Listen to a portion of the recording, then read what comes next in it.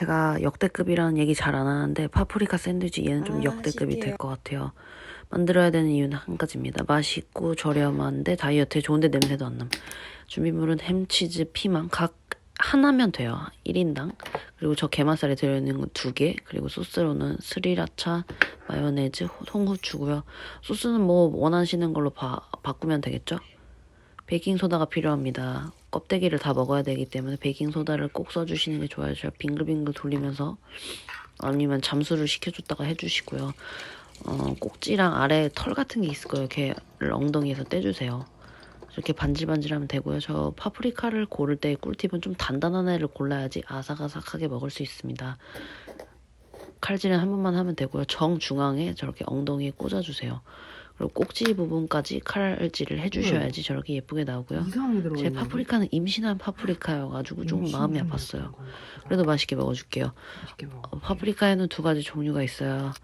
노란색하고 빨간색이 있는데 맛이 똑같다고 생각하면 경기도 오산이에요. 노란색이 더 맛있어요. 노란색이 더 단맛이 많이 난답니다. 그러니까 빨간색이 없다고 서운해하지 마시고. 아무튼 파프리카를 저 내용물 좀 정리를 해주실게요. 그 다음에 이제 치즈를 본격적으로 깔아주시겠습니다. 햄, 치즈, 햄 이렇게 해주시고 저희는 오픈 샌드위치를 먹을 거예요. 뭐 위에 껍데기를 뭐 올리진 않을 겁니다. 저렇게 해야지 간이 딱 좋아요.